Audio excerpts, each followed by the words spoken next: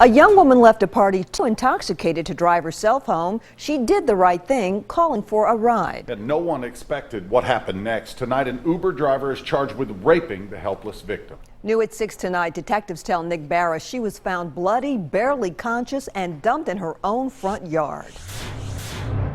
I'm told the suspect in this case is accused of taking advantage of the trust that came with his job to brutally sexually assault a female customer. She was covered in blood and received injuries at some point during their Uber ride. Murfreesboro police have arrested 42-year-old Emmett Lyons Jr., charging him with aggravated rape of a 22-year-old woman on Halloween night last year. Detectives say she had been drinking at a party, she was too intoxicated to drive, and Uber was called to take her home. She left the party unharmed. She ended up at her home being sexually assaulted. Sergeant Kyle Evans says Lyons Jr. deactivated his car GPS and first drove to a remote area where he repeatedly raped the barely conscious victim.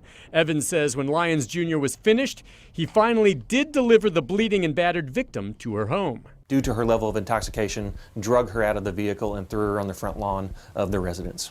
The victim didn't remember a thing, but neighbors found her and rushed her to the hospital. A rape kit was done, and forensic evidence links Lyons to the crime. Some aren't surprised. A criminal history provided by the TBI shows a long list of prior arrests, everything from drugs to assault, theft, driving on a revoked license, forgery, and probation violation.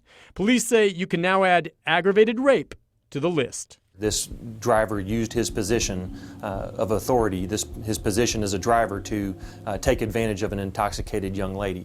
I'm told that Lyons Jr. has incriminated himself in statements to sex crimes detectives. He hasn't been able to get out. He's here on $100,000 bond in the Rutherford County Jail. In Murfreesboro, Nick Barris, News Channel 5.